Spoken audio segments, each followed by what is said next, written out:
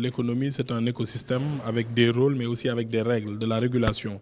Aujourd'hui, les règles qui encadrent le fonctionnement et la mise à disposition des crédits sont organisées par les dispositions prudentielles émises par BAL 2 et BAL 3.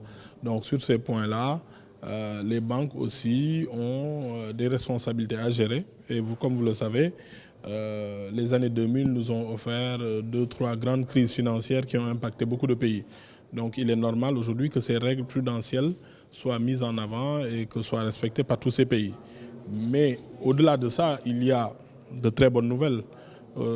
C'est la compétitivité du Sénégal, c'est sa croissance, c'est sa stabilité, mais aussi ce sont les efforts de l'État pour permettre à nos promoteurs immobiliers, au secteur bancaire, de faire davantage de produits financiers et davantage de produits immobiliers au profit de nos populations. Je l'ai rappelé tout à l'heure, il n'est pas habituel de voir un État mettre à la disposition des promoteurs immobiliers autant de foncier, parce que le foncier, lorsqu'il est titré, permet d'avoir accès au financement bancaire. Et même dans les règles de BAL 2, BAL 3, les banques sont poussées, encadrées vers des financements hypothécaires.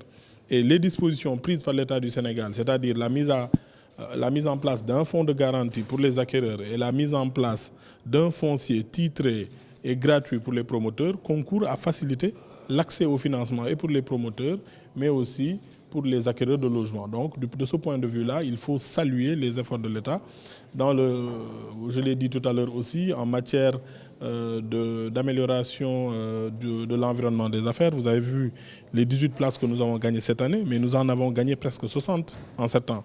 Donc, ce sont des efforts qu'il faut saluer et ne pas faire la fine bouche quand il y a aussi de bonnes choses et de bons résultats. Je pense que cette fois-ci, c'est le secteur privé, ce sont les cabinets de conseil qui apportent un appui aux politiques publiques, puisque, comme vous le savez, en général, nous avons des personnes ou des entreprises avec beaucoup de capitaux, mais peut-être qui n'ont pas le dispositif qui leur permet de pouvoir échanger suivant le même langage avec les banques et leur permettre de produire des logements. J'expliquais tout à l'heure au directeur des partenariats publics que je vois, moi, souvent, de grands chefs d'entreprise qui sont importateurs de produits alimentaires ou qui ont une industrie et qui ont une population d'employés qui est très grande et qui veulent créer des coopératives. Alors, vis-à-vis de ce dispositif, ils peuvent avoir l'assistance technique, l'assistance financière, l'assistance architecturale pour pouvoir monter un projet de logement abordable qui leur permettrait d'être le propre promoteur de ces employés. L'autre chose, c'est que nous avons beaucoup de personnes qui disposent de fonciers, qui veulent faire des projets immobiliers, mais qui n'ont pas peut-être le dispositif d'assistance technique.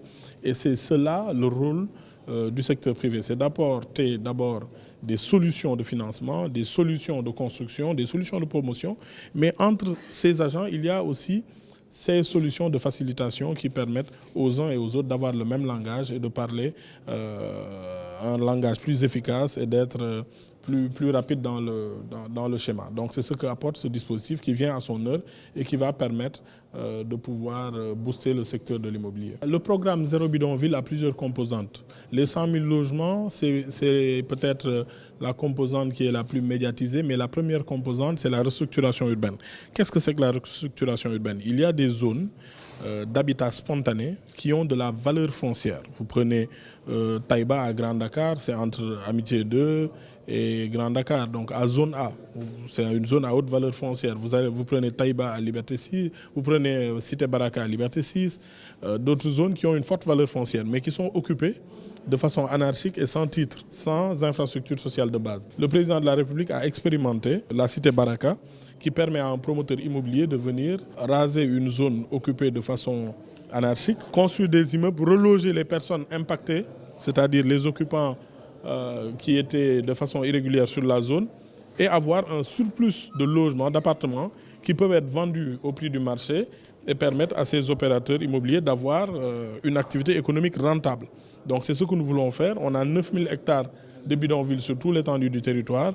Rien qu'à Dakar, on dénombre 4-5 projets comme ça qui totalisent à peu près 6 à 10 hectares qu'on peut lancer avec les promoteurs, mais à condition que les populations qui occupaient même de façon irrégulière aient une réparation ou puissent être logées sur place, et c'est le cas de la Cité Baraka.